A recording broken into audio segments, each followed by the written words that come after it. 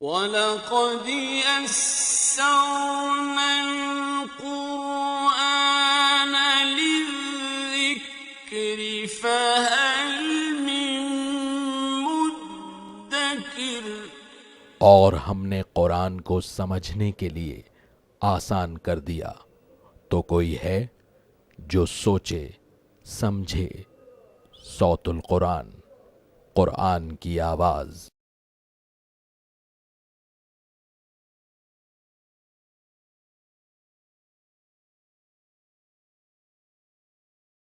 نحمده ونصلي على رسوله الكريم، اما بعد فاعوذ باللہ من الشیطان الرجیم، بسم اللہ الرحمن الرحیم۔ ولا تكونوا كالذين تفرقوا واختلفوا من بعد ما جاءهم البينات واولئك لهم عذاب عظیم، صدق اللہ العظیم۔ سورہ ال عمران آیت نمبر 105 سے ہم اپنا مطالعہ شروع کر رہے ہیں۔ گزشتہ 3 آیات میں اہل ایمان کو کچھ تقاضے بیان کیے گئے۔ ہر بندہ مومن سے اللہ تعالیٰ کا تقاضا ہے کہ وہ انفرادی سطح پر تقوی کی روش اختیار کرے۔ اس کے بعد پھر اہل ایمان سے تقاضا ہے کہ وہ اکیلے زندگی بسر نہ کرے، بلکہ مل جل کر اجتماعی سطح پر زندگی بسر کرے۔ اور ان کو جوڑنے والی شے بیان کی گئی ہے، وہ ہے قرآن، اللہ کی کتاب۔ اور جب یہ اہل ایمان جڑ جائیں آپس میں، تو ان کے کرنے کا کام یہ ہے کہ لوگوں کو قرآن کی دعوت دیں، نیکی کا حکم دیں اور برائی سے منع کریں۔ جو یہ کام کریں گے وہی کامیاب ہونے والے ہیں۔ اب یہ بات بیان کی جا رہی ہے کہ جو لوگ تفرقے کی روش اختیار کرتے ہیں ان کے لیے بڑا عذاب ہے۔ اور یہ بات بھی اس میں انڈرسٹوڈ ہے کہ اگر اللہ کے دین کے لیے جد و جہد نہ ہو، اہل ایمان اپنے اصل تقاضوں کو ادا نہ کریں، پھر توجہ تفرقوں کی طرف چلی جاتی ہے اور اختلافات جنم لیتے ہیں۔ تو اگر وہ فرائض جو دین نے عائد کیے اگر ادا ہوتے رہیں تو اختلافات ختم ہو جائیں گے، کیونکہ سب کا مقصد ایک ہی ہو جائے گا۔ لیکن وہ مشترکہ مقصد دین کو قائم کرنا، دین کو غالب کرنا اگر سامنے نہ ہو تو پھر اختلافات اور تفرقے وہ جنم لیں گے۔ فرمایا کہ وَلَا تَكُونُوا كَالَّذِينَ تَفَرَّقُوا، اور ان لوگوں کی طرح نہ ہو جانا جو متفرق ہو گئے، جنہوں نے تفرقے کی روش اختیار کی۔ وَاخْتَلَفُوا، اور باہم اختلاف کرنے لگے۔ مِن بَعْدِ مَا جَاءَهُمُ الْبَيِّنَاتُ، اس کے بعد کہ ان کے پاس واضح احکامات آ گئے۔ وَأُولَئِكَ لَهُمْ عَذَابٌ عَظِيمٌ، اور یہی لوگ ہیں جن کے لیے بہت بڑا عذاب ہے۔ دیکھیے، ایک ہے اختلاف رائے، ڈفرینس آف اوپینین، یہ پازیٹیو ہے، کنسٹرکٹیو اگر ہو تو پسندیدہ ہے ہمارے دین میں، اور صحابہ کے ہاں بھی ہمیں کچھ آراء کا اختلاف مل سکتا ہے۔ پھر اسی طرح ائمہ کے ہاں بھی جو فقہاء ہیں ان کے بھی اختلاف مل سکتا ہے۔ اختلاف رائے بری شے نہیں ہے، لیکن ایک شخص اپنی رائے پر کاربند ہو جائے کہ یہی حق ہے باقی سب کچھ غلط ہے، اور دوسرے کو کہ جس کے پاس دلیل کے مطابق کوئی رائے ہو یہ رائے رکھنے کا اختیار نہ دے، یہاں سے تفرقے کا آغاز ہوتا ہے۔ جب یہ ارش ڈومینیٹ والی کیفیت پیدا ہو جائے کہ میں کیوں اس کی بات مان لوں، یہ میری بات کیوں نہیں مانتا، یہ ہے تفرقہ، اس سے منع کیا گیا ہے۔ اب اس کے بعد 2 نتائج بیان کیے جا رہے ہیں آخرت کے حوالے سے۔ یوم تبیض وجوہ وتسود وجوہ، جس دن بعض چہرے روشن ہوں گے، چمکدار ہوں گے۔ اللہ ہمارے چہرے بھی ایسے بنائے اور اس کے لیے محنت کرنے کی توفیق عطا فرمائے۔ اس کے برعکس وتسود وجوہ، اور بعض چہرے سیاہ ہوں گے، کالے ہوں گے۔ فَأَمَّا الَّذِينَ اسْوَدَّتْ وُجُوهُهُمْ، بس جن لوگوں کے سیاہ ہو جائیں گے چہرے، ان سے پوچھا جائے گا اَكَفَرْتُمْ بَعْدَ إِيمَانِكُمْ، کیا تم نے اپنے ایمان کے بعد کفر کیا؟ بات تسلیم کر لی تھی اللہ کی، لیکن تقاضوں پر عمل درآمد نہیں کیا، دین کے تقاضے فراموش کر دیے، نافرمانی کرتے رہے، دین کے لیے محنت نہیں کی، تو کیا ماننے کے بعد تم نے کفر کیا؟ فَذُوقُوا الْعَذَابَ بِمَا كُنْتُمْ تَكْفُرُونَ، تو اب عذاب چکھو کیونکہ تم کفر کیا کرتے تھے۔ اللہ تعالیٰ اس انجام بس سے ہماری حفاظت فرمائے۔ اس کے مقابلے میں جن کے چہرے روشن ہوں گے فرمایا وَأَمَّا الَّذِينَ ابْيَضَّتْ وُجُوهُهُمْ، اور یقیناً جن کے چہرے سفید ہوں گے، روشن ہوں گے، ففی رحمت اللہ، وہ اللہ کی رحمت میں ہوں گے، ہم فیہا خالدون، وہ اس میں ہمیشہ ہمیشہ رہیں گے۔ اے اللہ ہمارے چہروں کو بھی روشن فرما اور اس کے لیے محنت کرنے کی توفیق عطا فرما۔ تلک آیات اللہ نتلوہا علیک بالحق، یہ اللہ کی آیات ہیں اے نبی صلی اللہ علیہ وسلم، ہم آپ پر ٹھیک ٹھیک با مقصد طور پر تلاوت کرتے ہیں۔ وَمَا اللَّهُ يُرِيدُ ظُلْمًا لِلْعَالَمِينَ، اور اللہ تعالیٰ جہان والوں پر ظلم فرمانا نہیں چاہتا۔ وَلِلَّهِ مَا فِي السَّمَاوَاتِ وَمَا فِي الْأَرْضِ، اور اللہ ہی کے لیے ہے جو کچھ آسمانوں میں ہے اور جو کچھ زمین میں ہے۔ وَإِلَى اللَّهِ تُرْجَعُ الْأُمُورُ، اور تمام کام اللہ تعالیٰ ہی کی طرف لوٹائے جائیں گے، بالآخر اللہ کے حضور ہی پیشی ہے، وہاں جواب دہی کرنی ہوگی۔ کنتم خیر امۃ، اب مسلمانوں کو ان کے فرائض ایک مرتبہ پھر یاد دلائے جا رہے ہیں اور بتایا جا رہا ہے کہ تم بہترین امت ہو۔ کس بنیاد پر؟ فرمایا کنتم خیر امۃ، تم بہترین امت ہو، اخرجت للناس، تمہیں انسانوں کے لیے پیدا کیا گیا ہے، تأمرون بالمعروف، تم نیکی کا حکم دیتے ہو، وتنہون عن المنکر، اور برائی سے روکتے ہو، منع کرتے ہو، وتؤمنون باللہ، اور اللہ پر ایمان رکھتے ہو۔ یہ ہے جس کام کے لیے اس امت کو پیدا کیا گیا ہے۔ فرمایا گیا تم بہترین امت ہو، لیکن بہترین اس بنیاد پر جبکہ یہ ذمہ داری ادا کرو۔ دنیا کے ہر ادارے میں ہم دیکھتے ہیں کسی شخص کے پاس کوئی منصب ہے، کوئی پوزیشن ہے، تو وہ اسی وقت تک برقرار رہتی ہے وہ پوزیشن جبکہ اس کی ذمہ داریاں وہ ادا کرتا رہے۔ اگر وہ ذمہ داری ادا نہیں کرتا، اپنی رسپانسبلٹیز کو پرفارم نہیں کرتا، وہ پوزیشن اس سے واپس لے لی جاتی ہے۔ تو فضیلت ذمہ داری کے ساتھ ہے، اور ذمہ داری کیا ہے؟ تمہیں پیدا کیا گیا لوگوں کے لیے۔ نبوت ختم ہو گئی رسول اللہ صلی اللہ علیہ وسلم پر، اب تم دعویٰ کرتے ہو کہ ختم نبوت کا معاملہ ہے، ہم ایمان رکھتے ہیں ختم نبوت پر۔ Now you are responsible to convey the message of Allah subhanahu wa ta'ala to all humanity۔ اب یہ تمہاری ذمہ داری ہے، آپ سے آپ۔ پہلے رسول آتے تھے لوگوں تک اللہ کا پیغام پہنچانے کے لیے، اب اللہ نے نبوت ختم کر دی ہے، تمہیں ذمہ دار ٹھہرایا کہ تم انسانی تک اللہ کے پیغام کو پہنچاؤ۔ تو یہ فضیلت اس امت کی ہے، اس ذمہ داری کے ساتھ کہ تم نیکی کا حکم دو گے اور برائی سے منع کرو گے۔ آج یہ فضیلت ہمیں دکھائی نہیں دیتی۔ آج زمین کے کونے کونے پر مسلمان ذلت اور رسوائی کا شکار ہے۔ آج جہاں ظلم ہوتا ہے اس کا نشانہ ہم مسلمان بنتے ہیں۔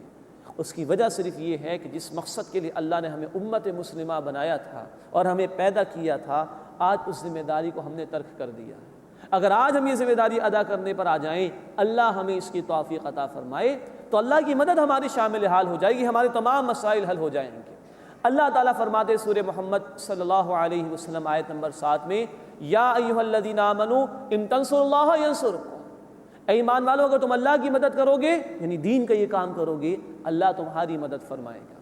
اللہ تعالیٰ فرماتے ہیں سورۃ الحج آیت نمبر 40 میں، وَلَيَنْصُرَنَّ اللَّهُ مَن يَنْصُرُهُ، اللہ لازماً اس کی مدد فرمائے گا جو اللہ کے دین کی مدد فرمائے گا۔ اللہ ہمیں اپنی ذمہ داری کو سمجھنے کی اور اس کے تقاضوں پر عمل درآمد کرنے کی توفیق عطا فرمائے۔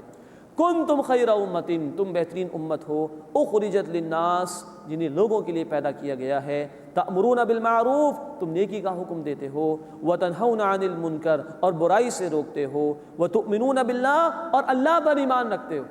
اللہ پر ایمان ہوگا تو اللہ کی نافرمانی پر کڑن ہوگی دل کے اندر، اور بندہ اس کو مٹانے کی کوشش کرے گا۔ یہ اللہ پر ایمان کا بھی مطالبہ ہے کہ نیکی کا حکم دیا جائے اور برائی سے منع کیا جائے۔ وَلَوْ آمَنَ أَهْلُ الْكِتَابِ، اور اگر اہل کتاب ایمان لے آتے، لَكَانَ خَيْرًا لَهُمْ، تو ان کے لیے بہتر ہوتا، مِنْهُمُ الْمُؤْمِنُونَ، ان میں سے کچھ ہیں ایمان لانے والے ہیں، وَأَكْثَرُهُمُ الْفَاسِقُونَ، اور ان میں سے اکثر نافرمان ہیں۔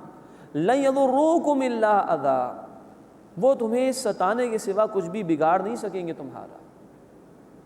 وَإِن يُقَاتِلُوكُمْ، اور اگر وہ تم سے لڑیں گے، يُوَلُّوكُمُ الْأَدْبَارَ، تو وہ تمہیں پیٹھ دکھا جائیں گے، ثُمَّ لَا يُنصَرُونَ، پھر ان کی مدد نہیں کی جائے گی۔ یہ یہود کی طرف اشارہ کیا جا رہا ہے۔ یہ کتنی مخالفت کر لیں، تھوڑی بہت تکلیف کے سوا مسلمانوں کو کچھ نقصان نہیں پہنچا سکتے، اور کبھی میدان میں نہیں آئیں گے، آئیں گے بھی تو فرار اختیار کر جائیں گے۔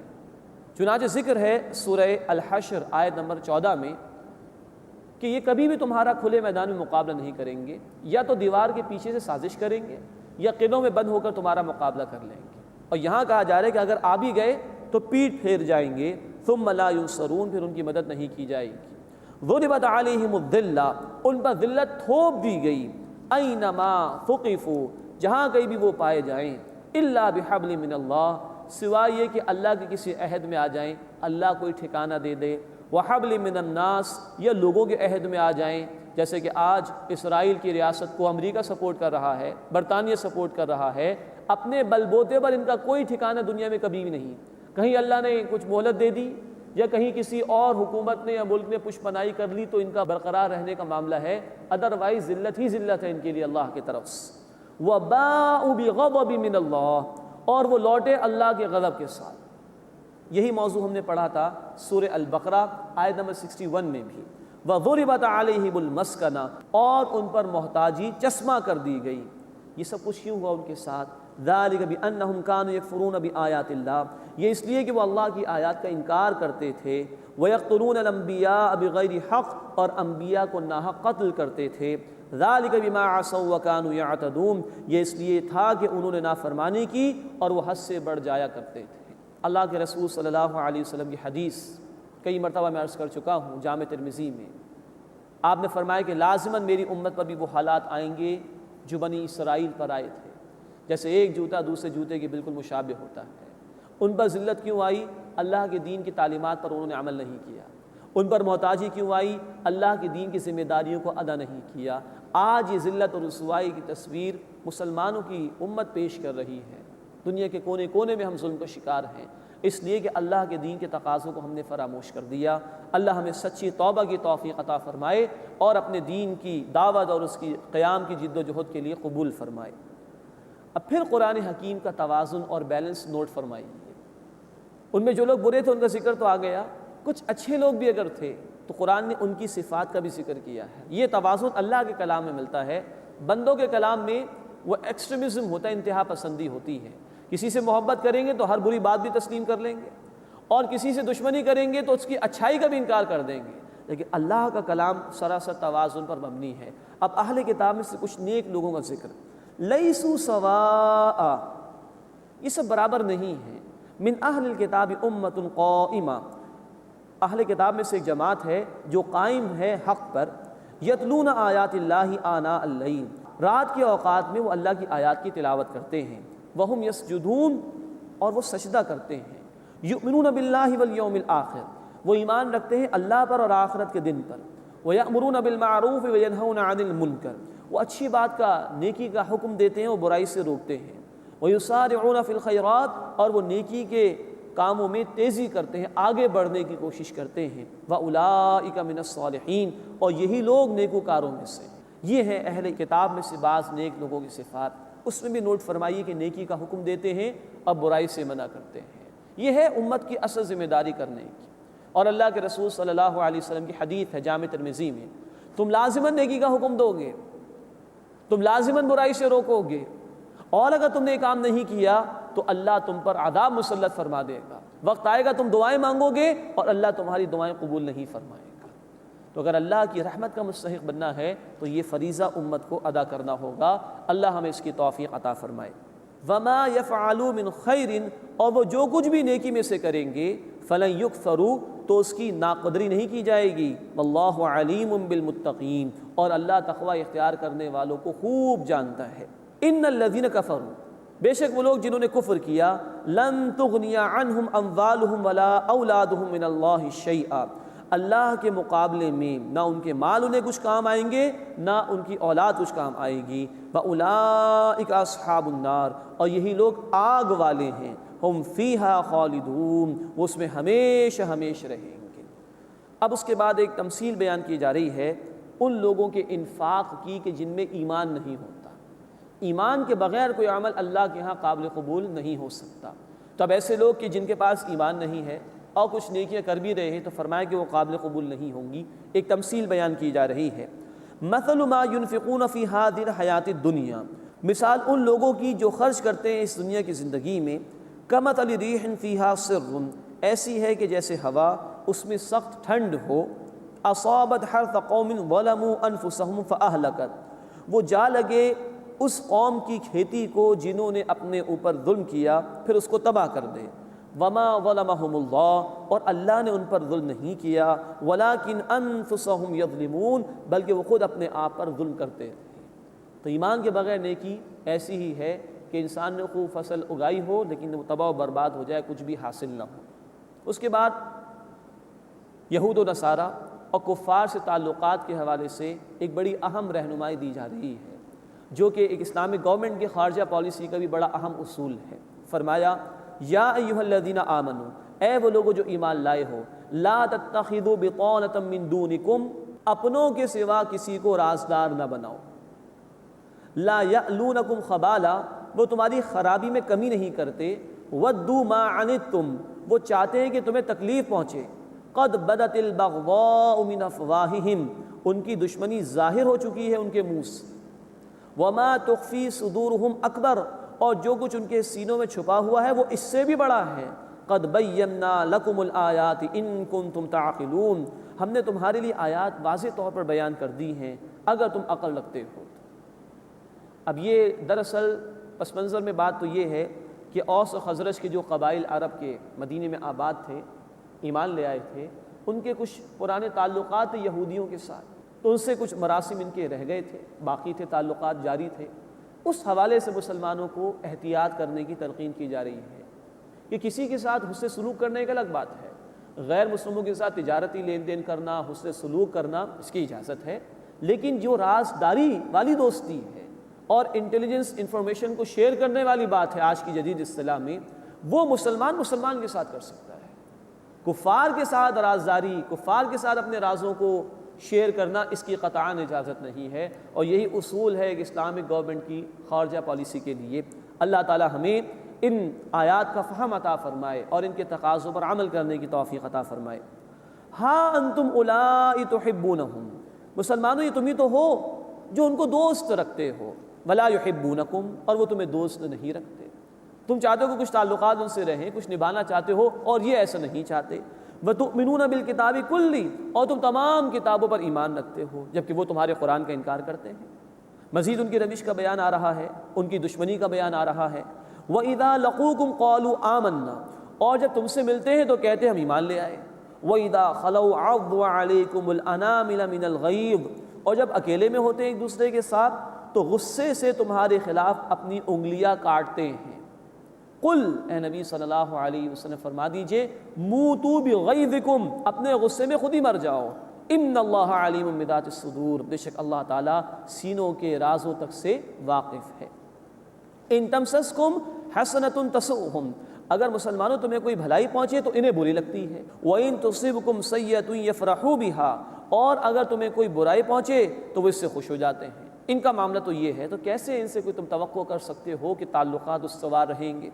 وَإِن تَصْبِرُوا، اور اگر تم صبر کیے رکھو، وَتَتَّقُوا، اور تقوی یعنی اللہ کی نافرمانی سے بچنے کی روش اختیار کیے رکھو، لَا يَضُرُّكُمْ كَيْدُهُمْ شَيْئًا، تو ان کا فریب تمہارا کچھ بھی بگاڑ نہیں سکے گا۔ بہت خوبصورت ہدایت یہ ہے۔ یہ غیر مسلم، یہ یہود و نصارہ، یہ اللہ کے دین کے باغی کتنی سازشیں تمہارے خلاف کر لیں، کتنی تیاری کر کے تمہارے خلاف صف آرا ہو جائیں، لیکن اگر تم صبر کا دامن تھامے رہو اور برداشت کرو آنے والی مشکلات اور اللہ کی نافرمانی سے بچتے رہو، تو ان کا یہ فریب تمہارا کچھ بھی بگاڑ نہیں سکے گا۔ یہ ہے اصل میں ایمان کا مسئلہ۔ مومن کا توکل اسباب پر نہیں ہوتا، مومن کا توکل اللہ رب العزت کی ذات باری تعالیٰ پر ہوتا ہے۔ اللہ ہمیں اپنی ہی ذات پر توکل عطا فرمائے اور غیروں اور اللہ کے دین کے باغوں کے شروع سے ہماری حفاظت فرمائے۔ ان اللہ بما یعملون محیط، بے شک جو کچھ وہ کرتے ہیں اللہ اس کا احاطہ کیے ہوئے ہے۔ یہ 2 رکوع مزید مکمل ہوئے، رکوع نمبر 11 اور 12 سورہ آل عمران میں۔ اب 6 رکوع آ رہے ہیں جس میں تفصیل سے غزوہ احد کے حالات پر تبصرہ آئے گا۔ مناسب ہے کہ اس کی کچھ تمہیدی گفتگو پیش کر دی جائے۔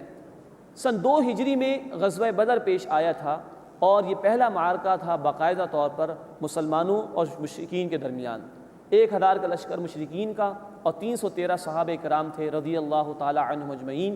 اللہ نے اہل ایمان کو فتح عطا فرمائی۔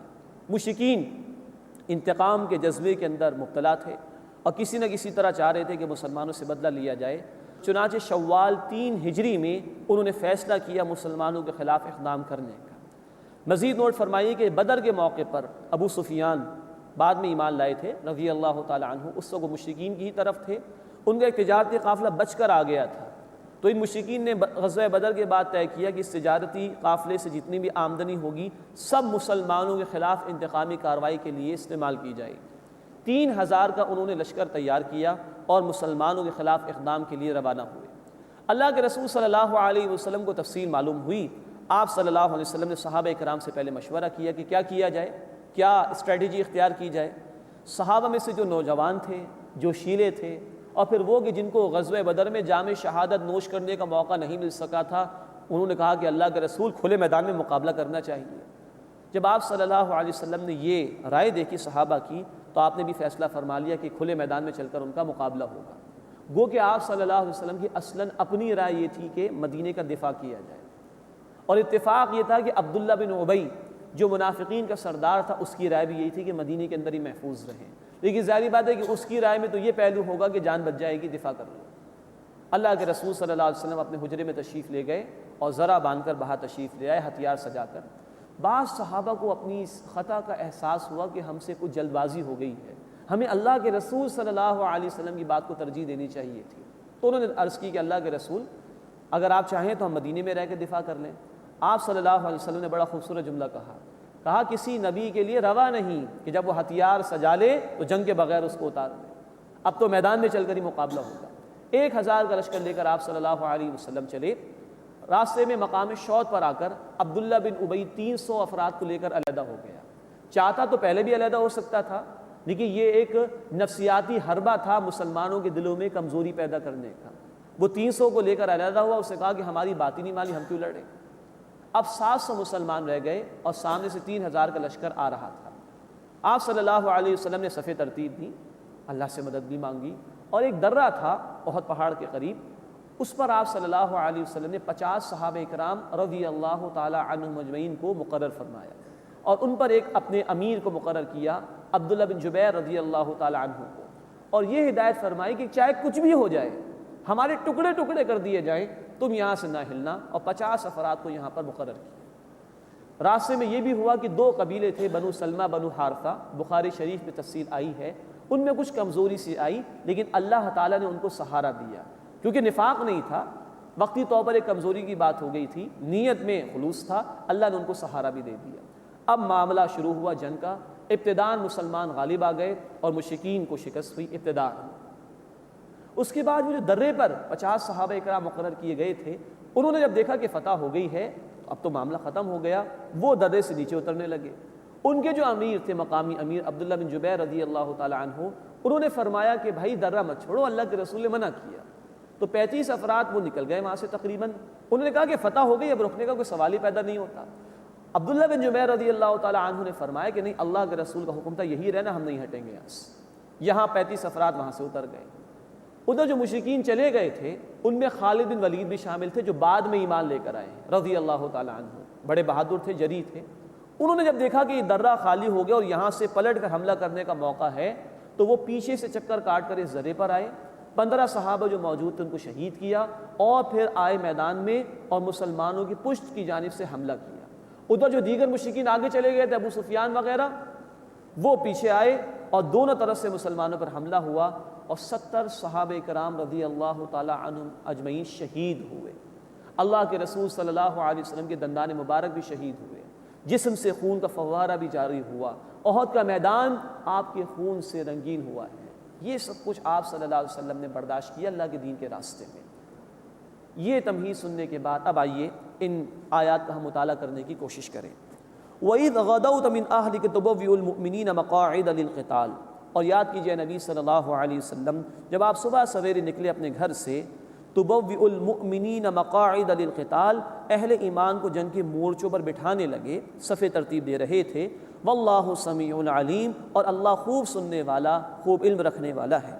اِذْ هَمَّ طَائِفَتَانِ مِنْكُمْ، مسلمانوں جو تم میں سے 2 گروہوں نے ارادہ کیا، ان تفشلا، کہ وہ کچھ ڈھیلے پڑ جائیں۔ اب نوٹ فرمائیے سنت کی اہمیت کو۔ قرآن حکیم ہمیں نہیں بتاتا کون سے 2 گروہ تھے، یا قبیلے تھے، یا جماعتیں تھیں، یہ بیان ہے حدیث مبارکہ میں بخاری شریف میں۔ بنو سلمہ بنو حارثہ کے 2 قبیلے تھے، وقتی طور پر کچھ کمزوری آ گئی تھی، لیکن آگے بڑے پیارے الفاظ اللہ نے ان کے لیے بیان فرمائے، واللہ ولیہما، اور اللہ ان دونوں کا پشپناہ تھا۔ تو یہ دونوں قبیلوں کے افراد کہتے تھے کہ یہ الفاظ ہمیں پسند ہیں کہ ہم کمزور پڑے، لیکن اس سے زیادہ یہ الفاظ ہمیں پسند ہیں کہ واللہ ولیہما، اللہ ان دونوں کا پشپناہ تھا، کیونکہ بدنیت ہی نہیں تھی، نفاق نہیں تھا، تو اللہ نے تھام لیا۔ وعلی اللہ فلیتوکل المؤمنون، اور اللہ ہی پر چاہیے کہ اہل ایمان بھروسہ کریں۔ اب تبصرہ غزوہ احد کے حوالے سے ہے، لیکن اس سے پہلے غزوہ بدر پیش آ چکا تھا۔ غزوہ بدر سن 2 ہجری میں، جس کی تفصیل انشاءاللہ آئے گی سورۃ الانفال میں، اور غزوہ احد ہے سن 3 ہجری میں، جس کا بیان ہم پڑھ رہے ہیں۔ لیکن کیونکہ ایک معرکہ پہلے پیش آ چکا تھا، اللہ نے فتح عطا فرمائی تھی، تو اس کو ریفر بیک کیا جا رہا ہے یہاں پر۔ فرمایا وَلَقَدْ نَصَرَكُمُ اللَّهُ بِبَدْرٍ، اور یقیناً اللہ تمہاری مدد فرما چکا ہے بدر میں، وَأَنْتُمْ أَذِلَّةٌ، جبکہ تم کمزور تھے۔ 1000 کا لشکر تھا کفار کا، تم 313 تھے۔ وہ پوری تیاری کے ساتھ جشن مناتے ہوئے آ رہے تھے، تمہارے پاس 8 تلواریں، 2 گھوڑے، 70 اونٹ تھے فقط، اور جنگ کا تمہارا کوئی ارادہ بھی نہیں تھا۔ تفصیل انشاءاللہ سورۃ الانفال میں بیان ہوگی۔ فاتقوا اللہ، بس اللہ کا تقوی اختیار کرو، لعلکم تشکرون، تاکہ تم اس کا شکر ادا کر سکو۔ اذ تقول للمؤمنین، یاد کیجئے نبی صلی اللہ علیہ وسلم جب آپ اہل ایمان سے کہہ رہے تھے، الن یکفیکم ان یمدکم ربکم، کیا تمہارے لیے کافی نہیں کہ تمہارا رب تمہاری مدد فرمائے، بثلاثۃ آلاف من الملائکۃ منزلین، 3000 فرشتوں سے نازل کیے جانے والے۔ یہ مفسرین کی رائے ہے کہ اشارہ ہے بدر میں جو اللہ تعالیٰ کی مدد آئی تھی۔ 3000 کا لشکر تھا، اللہ تعالیٰ نے بھی بشارت دلوائی اپنے رسول صلی اللہ علیہ وسلم سے کہ 3000 فرشتے آ جائیں گے، تاکہ پورے دل جمعی کے ساتھ مسلمان قتال میں حصہ لیں۔ ایک اور بات نوٹ کیجئے سنت کی اہمیت کے حوالے سے، اللہ تعالیٰ کہہ رہے ہیں کہ اللہ کے رسول نے ایسا کہا تھا، قرآن میں کہیں نہیں، اور اللہ ہی نے یہ بشارت دی کہ اپنے رسول کو کہ آپ صحابہ کو بتائیے کہ فرشتے آنے والے ہیں، تو یہ بھی وحی ہوئی۔ تو قرآن کے علاوہ بھی اللہ کے رسول صلی اللہ علیہ وسلم پر وحی نازل ہوتی تھی۔ یہ اتھارٹی آف سنہ کی اہمیت سمجھیے، سنت کی اہمیت کو قرآن سے سمجھنے کی کوشش کیجیے۔ اللہ کے رسول بشارت دے رہے ہیں، قرآن میں کہیں اور ذکر نہیں ہے، یہ بشارت اللہ نے ایک وحی کے ذریعے اپنے حبیب کو دی تھی صلی اللہ علیہ وسلم۔ بلا، کیوں نہیں، ان تصبروا، اگر تم صبر کرو، وتتقوا، اور اللہ کی نافرمانی سے بچتے رہو، ویأتوکم من فورہم ھذا، اور وہ اسی دم تم پر چڑھ آئیں، یمددکم ربکم، تمہارا رب تمہاری مدد فرمائے گا، بخمسۃ آلاف من الملائکۃ مصومین، 5000 نشان زدہ فرشتوں سے۔ مراد یہ ہے کہ جب بدر کا معرکہ شروع ہوا تو ایک افواہ اڑا دی گئی کہ فلاں فلاں جو ہیں وہ اتنا سارا لشکر لے کر آ رہے تو مشرکین کی تعداد میں اضافہ ہو جائے گا۔ تو اللہ نے پہلے 3000 کی بشارت کا ذکر کیا، اب کہا کہ اگر وہ اور کمک بھی آ جائے مشرکین کے پاس تو اللہ تعالیٰ اور فرشتے بھیجے گا، 5000 کو بھیج دے گا، نشان زدہ ہوں گے، مقرر ہوں گے اللہ تعالیٰ کی طرف سے، اور وہ اہل ایمان کی مدد کے لیے آئیں گے۔ اب اللہ تعالیٰ نے ایک اصولی بات بیان فرمائی اگلی آیت میں، وَمَا جَعَلَهُ اللَّهُ إِلَّا بُشْرَىٰ لَكُمْ، اور یہ تو صرف اللہ نے تمہاری خوشخبری کے لیے بیان کر دیا، وَلِتَطْمَئِنَّ قُلُوبُكُمْ بِهِ، اور تاکہ اس سے تمہارے دلوں کو اطمینان مل جائے، وَمَا النَّصْرُ إِلَّا مِنْ عِنْدِ اللَّهِ الْعَزِيزِ الْحَكِيمِ، اور مدد تو صرف اللہ ہی کے پاس سے ہے جو غالب ہے، حکمت والا ہے۔ یہ تو خوشخبری ہے مسلمانوں، تمہیں تسلی دینے کے لیے دے دی گئی کہ اللہ فرشتوں کو بھیج دے گا۔ اللہ کو ضرورت نہیں ہے کہ فرشتے آئیں تو اس کے دین کا کام ہو، وہ علی کل شیء قدیر ہے، لیکن بہرحال اسباب کے تحت یہ خوشخبری بھی تمہیں سنا دی گئی ہے۔ تو مومن کا، پھر عرض کر رہا ہوں، اصل توکل، اصل بھروسہ اسباب یا اپنی تیاری پر نہیں بلکہ مسبب الاسباب اللہ رب العزت پر ہوتا ہے۔ لِيَقْطَعَ طَرَفًا مِّنَ الَّذِينَ كَفَرُوا، تاکہ وہ اللہ ان لوگوں کے گروہ کو کاٹ ڈالے جنہوں نے کفر کیا، او یکبتہم، یا انہیں رسوا فرما دے، فینقلبوا خائبین، تو وہ ناکام لوٹ جائیں گے۔ اس کے بعد ایک واقعہ پیش آ گیا، جیسے کہ عرض کیا گیا کہ احد کے میدان میں جب وہ حملہ ہوا ہے، بھگدڑ مچی ہے، مشرکین دونوں طرف سے حملہ آور ہوئے ہیں، صحابہ شہید ہوئے ہیں رضی اللہ تعالی عنہم اجمعین، تو اللہ کے رسول صلی اللہ علیہ وسلم بھی بے ہوش ہوئے ہیں، آپ کے دندان مبارک شہید ہوئے، آپ کے خود کی کڑیاں جو تھیں رخسار مبارک میں داخل ہو گئی تھیں، اس کو نکالا گیا تو خون کا فوارہ جاری ہو گیا، جسم مبارک لہو لہان ہوا، آپ بے ہوش ہو کر گرے بھی ہیں۔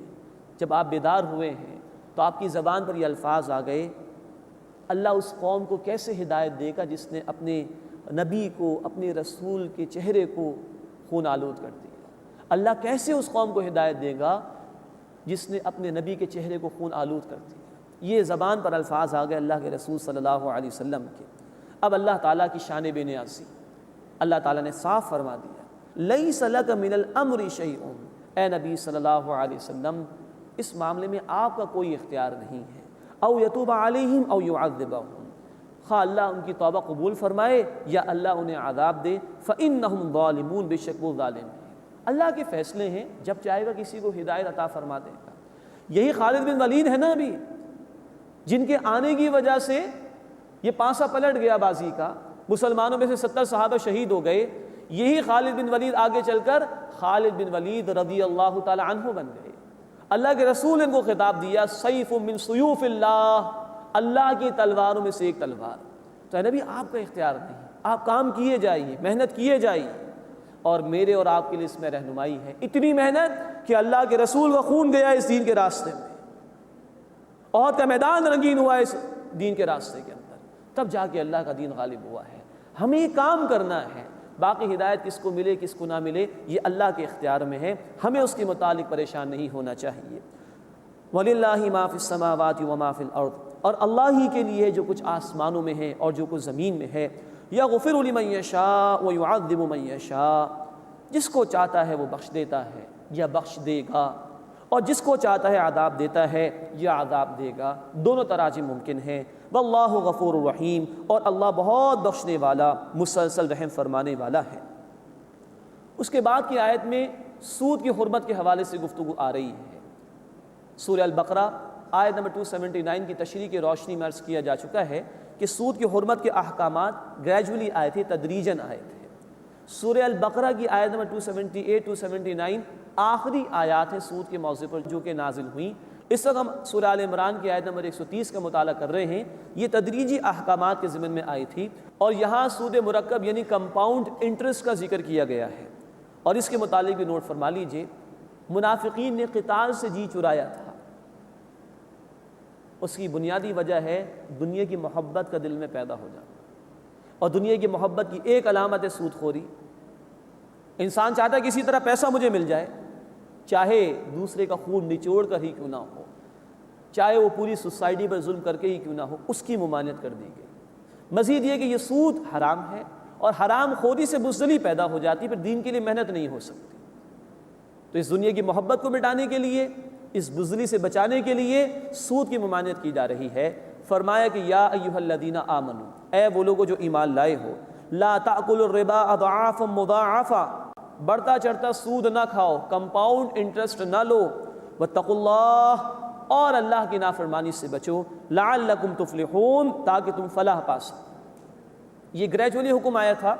سورہ البقرہ آیت نمبر 279 میں کہہ دیا گیا فَإِن تُبْتُمْ فَلَكُمْ رُؤُوسُ أَمْوَالِكُمْ، اگر تم باز آ جاؤ، سود کے نظام کو چھوڑ دو، تو تمہارے لیے رأس المال ہے، پرنسپل اماؤنٹ ہے۔ گویا فائنلی سمپل انٹرسٹ کی بھی نفی کر دی گئی، تو نہ کمپاؤنڈ انٹرسٹ کی اجازت ہے نہ سمپل انٹرسٹ کی اجازت ہے، ہر قسم کا سود ہمارے دین میں حرام ہے۔ وَاتَّقُوا النَّارَ الَّتِي أُعِدَّتْ لِلْكَافِرِينَ، اور ڈرو اس آگ سے جو کفر کرنے والوں کے لیے تیار کی گئی ہے۔ یہ سود ہے جو انسان کو کفر اور جہنم کی آگ کی طرف لے جا سکتا ہے۔ اللہ ہمیں اس سے بچنے کی توفیق عطا فرمائے۔ انفرادی سطح پر فوراً ہمیں بچنا چاہیے، اور اجتماعی نظام میں سود کا نظام جاری ہے، اس کو بدلنے کی ہمیں جد و جہد کرنی چاہیے۔ اللہ ہمیں اس کی توفیق عطا فرمائے۔ وَأَطِیعُوا اللَّهَ وَالرَّسُولَ، اور اطاعت کرو اللہ تعالیٰ کی اور رسول صلی اللہ علیہ وسلم کی، لعلکم ترحمون، تاکہ تم پر رحم کیا جائے۔ وَسَارِعُوا إِلَىٰ مَغْفِرَةٍ مِّن رَّبِّكُمْ وَجَنَّةٍ، اور دوڑو اپنے رب کی بخشش اور جنت کی طرف، عرضها السماوات والارض، جس کی وسعت، جس کی وڈth آسمانوں اور زمین کی مانند ہے۔ اعدت للمتقین، تیار کی گئی ہے تقوی اختیار کرنے والوں کے لیے۔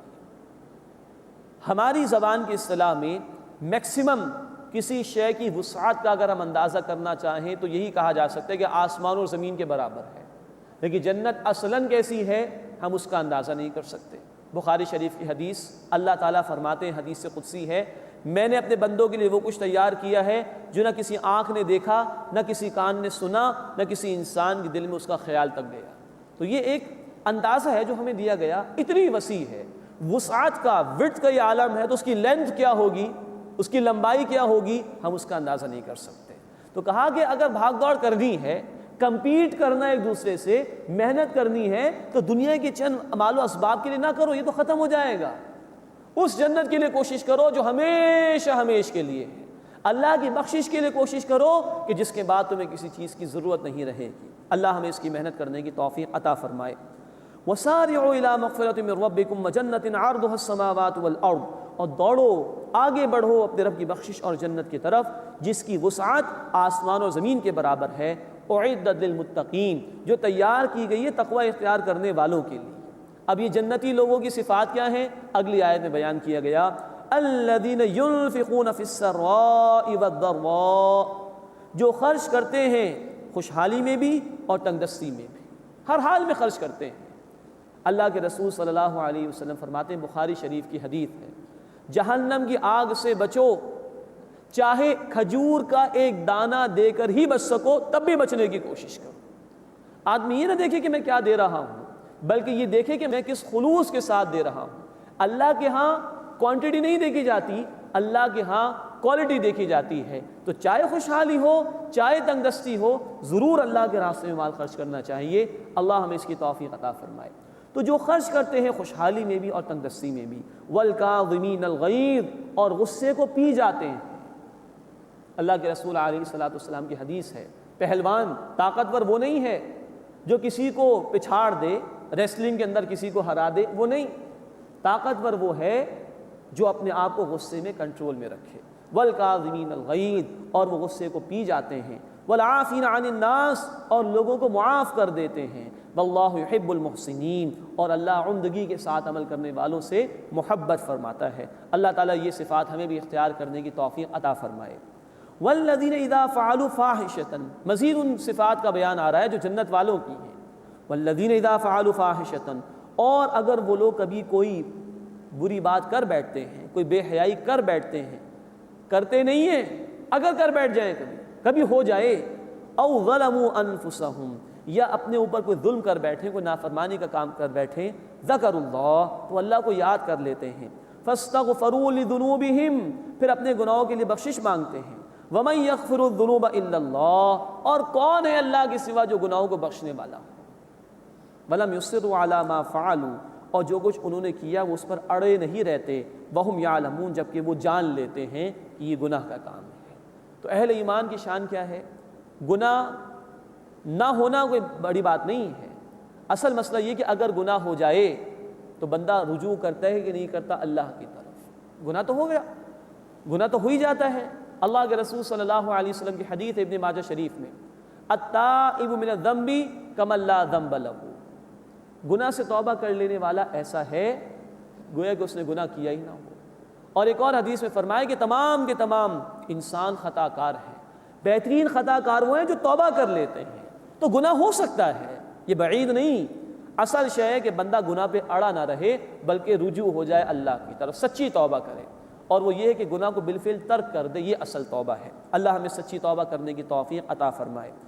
فرمایا کہ اولئک جزاؤہم مغفرۃ من ربہم، یہ وہ لوگ ہیں کہ ان کا بدلہ ہے ان کے رب کی طرف سے بخشش، وجنات، اور جنتیں، باغات، تجری من تحتی الانہار، جن کے نیچے نہریں جاری ہیں، خالدین فیہا، وہ ان میں ہمیشہ ہمیشہ رہیں گے، ونعم اجر العاملین، اور کیا ہی عمدہ بدلہ ہے عمل کرنے والوں کا۔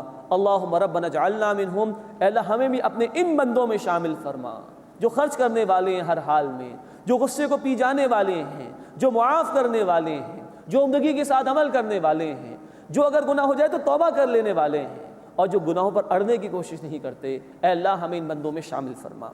قد خلت من قبلکم سنن، گزر چکے ہیں تم سے پہلے بھی طریقے اور واقعات، فسیروا فی الارض، زمین میں چل پھر کر دیکھو، فانظروا کیف کان عاقبۃ المکذبین، دیکھو جھٹلانے والوں کا انجام کیسا ہوا۔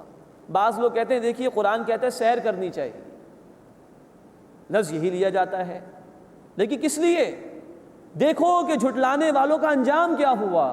اگر ادھر دنیا میں کہیں جانا بھی ہے تو ایک مقصد یہ بیان کیا گیا کہ عبرت حاصل کرو گزشتہ لوگوں کے حالات اور واقعات سے۔ ہمارے ملک میں موئنجو دڑو، ہڑپا، ٹیکسلا، یہ بڑی بڑی تہذیبیں جو برباد ہو گئیں موجود ہیں نا، ان کے آثار موجود ہیں، لوگوں نے پکنک پوائنٹ بنا لیے، عبرت ذرا بھی حاصل نہیں ہو رہی۔ اتنی عظیم تہذیبیں تھیں تو کیوں برباد کر دی گئی؟ تو بھائی یہ دیکھو کہ جھٹلانے والوں کا انجام کیا ہوا۔ ھذا بیان للناس، یہ ہے وضاحت لوگوں کے لیے، وہدی وموعظۃ للمتقین، اور ہدایت اور نصیحت ہے تقوی اختیار کرنے والوں کے لیے۔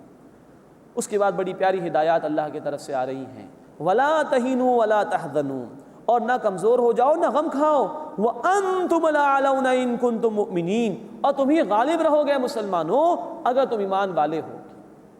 غزوہ احد میں یہی ہوا، ابتداءً مسلمانوں کو فتح حاصل ہو گئی تھی، اس کے بعد بازی پلٹ گئی، مسلمانوں کو شکست ہو گئی وقتی طور پر، 70 صحابہ شہید ہو گئے۔ تو اس پر اللہ کی طرف سے مورال کو بلند کیا جا رہا ہے، کمزور نہ ہو جاؤ اور غم نہ کرو، تم غالب رہو گے ان کنتم مؤمنین، اگر تم ایمان لانے والے ہو، حقیقی ایمان ہو تو اللہ اہل ایمان کی مدد فرماتا ہے۔ آج ہمارے زوال کی بھی بنیادی وجہ یہ ہے کہ وہ حقیقی ایمان ختم ہو گیا ہے، جو کہ ملتا ہے قرآن حکیم سے۔ سورہ الانفال آیت نمبر 2، سورہ التوبہ آیت نمبر 124، ان دو آیات کا حاصل یہ کہ قرآن سے ایمان ملتا ہے۔ اللہ ہمیں حقیقی ایمان عطا فرمائے اور اس کے تقاضوں پر عمل کرنے کی توفیق عطا فرمائے۔ تو اللہ کا وعدہ ہے کہ اگر تم میں ایمان ہوگا تو تم غالب رہو گے۔ اس کے بعد اب اللہ کی طرف سے تسلیاں آ رہی ہیں کہ یہ وقتی تمہارا نقصان ہو گیا، 70 تمہارے ساتھی جام شہادت نوش کر گئے، اس پر اللہ کی طرف سے تسلیاں آ رہی ہیں۔ ان یمسسکم قرح، اگر تم کو کوئی زخم پہنچا ہے، فقد مس القوم قرح مثلہ، تو یقیناً اس قوم کو بھی اس سے پہلے زخم پہنچ چکا ہے۔ آج اگر تمہارے 70 صحابہ نے، تمہارے 70 ساتھیوں نے شہادت کا جام نوش کیا ہے، تو بدر میں مشرکین کے 70 افراد تم نے بھی مارے تھے۔ وَتِلْكَ الْأَيَّامُ نُدَاوِلُهَا بَيْنَ النَّاسِ، اور یہ تو دن ہیں جو ہم بدلتے رہتے ہیں لوگوں کے درمیان۔ اس کی وجہ کیا ہے؟ وَلِيَعْلَمَ اللَّهُ الَّذِينَ آمَنُوا، تاکہ اللہ ظاہر فرما دے ان لوگوں کو جو ایمان لائے، وَيَتَّخِذَ مِنْكُمْ شُهَدَاءَ، اور تاکہ تم میں سے بعض کو اللہ شہادت کا رتبہ عطا فرمائے۔ یہ مقاصد ہیں۔ یہ احد کے میدان میں جنگ ہوئی، یہ معرکہ پیش آیا، خاصی مشکلات اس میں تھیں، 300 منافقین پہلے ہی علیحدہ ہو گئے۔ تو واضح ہو گیا نا کون ایمان کا جھوٹا دعویٰ کر رہا ہے، کون ایمان کا سچا دعویٰ کر رہا ہے۔ یہ مقاصد ہیں جس کے تحت اللہ تعالیٰ معاملات بدلتے رہتے ہیں۔ اور نمبر 2، شہادت کا رتبہ کتنا عظیم ہے۔ سورہ البقرہ آیت 154 اور سورہ آل عمران آیت 169، ان دونوں مقامات پر کہا گیا کہ جن کو شہادت کا رتبہ مل جائے، ہمیشہ کی زندگی اللہ انہیں عطا فرما دیتا ہے۔ تو یہ تمہاری چاہت بھی ہے۔ تو اس طرح کے حالات میں کہ وقتی طور پر شکست آئے مسلمانوں پر، اللہ بعض لوگوں کو شہادت کا رتبہ عطا فرمانا چاہتا ہے۔ واللہ لا يحب الظالمین، اور اللہ ظالموں کو پسند نہیں فرماتا۔ اللہ کی مدد ان ظالموں کے ساتھ نہیں، تمہارے ہی ساتھ ہے۔ ان مقاصد کے تحت وقتی طور پر شکست کا معاملہ ہو گیا۔ وَلِيُمَحِّصَ اللَّهُ الَّذِينَ آمَنُوا، اور تاکہ اللہ چھانٹ کر علیحدہ فرما دے ان کو جو ایمان لائے، وَيَمْحَقَ الْكَافِرِينَ، اور اللہ کافروں کو مٹا دے۔ منافقین علیحدہ ہوئے، یہ اللہ تعالیٰ کے مقاصد تھے کہ یہ چھانٹی ہو جائے اور حق والے ہی آگے بڑھتے رہیں۔ ام حسبتم ان تدخلوا الجنہ، کیا تم یہ سمجھتے ہو کہ تم جنت میں داخل ہو جاؤ گے؟ وَلَمَّا يَعْلَمِ اللَّهُ الَّذِينَ جَاهَدُوا مِنكُمْ وَيَعْلَمَ الصَّابِرِينَ، اور ابھی تو اللہ نے ظاہر ہی نہیں فرمایا تم میں سے ان کو جو جہاد کرنے والے ہیں اور صبر کرنے والے ہیں۔ یہ مراحل آتے ہیں، یہ بدلتے حالات میں معلوم ہوتا ہے کون واقعی سچا مومن ہے، صبر کرنے والا ہے، اور کون ہے جو جلد باز ہے، دنیا کے مفاد کی وجہ سے آیا تھا اور وہ چلا جائے گا۔ تو ان مراحل سے گزر کر ہی جنت تک پہنچ سکتے ہو۔ تو یہ مشکلات اس لیے کہ ان سے اللہ گزار کر تمہیں جنت کی طرف لے جانا چاہتا ہے۔ وَلَقَدْ كُنْتُمْ تَمَنَّوْنَ الْمَوْتَ، اور یقیناً اس سے پہلے تم شہادت کی تمنا کرتے تھے۔ وہی صحابہ نوجوان تھے، جو شیلے تھے، یا بدر میں موقع نہیں مل سکا، ان سے بھی کہا جا رہا ہے وَلَقَدْ كُنْتُمْ تَمَنَّوْنَ الْمَوْتَ مِنْ قَبْلِ أَنْ تَلْقَوْهُ، اور یقیناً اس سے پہلے تم شہادت کی تمنا کرتے تھے۔ فَقَدْ رَأَيْتُمُوهُ، تو اب تم نے اسے دیکھ لیا ہے، تمہارے سامنے معاملہ ہو گیا۔ وَأَنْتُمْ تَنْظُرُونَ، اور تمہاری آنکھوں کے ہی سامنے ہی یہ معاملہ موجود ہے۔ تو آگے بڑھو اور شہادت کا رتبہ حاصل کرنے کی کوشش کرو۔ اللہ ہمیں بھی اپنے حبیب صلی اللہ علیہ وسلم اور ان کے صحابہ رضی اللہ تعالی عنہم اجمعین کی پیروی کرتے ہوئے دین کے راستے میں اپنی جان اور مال سے جہاد کرنے کی، محنت کرنے کی توفیق عطا فرمائے۔ آمین یا رب العالمین۔ وآخر دعوانا ان الحمد للہ رب العالمین۔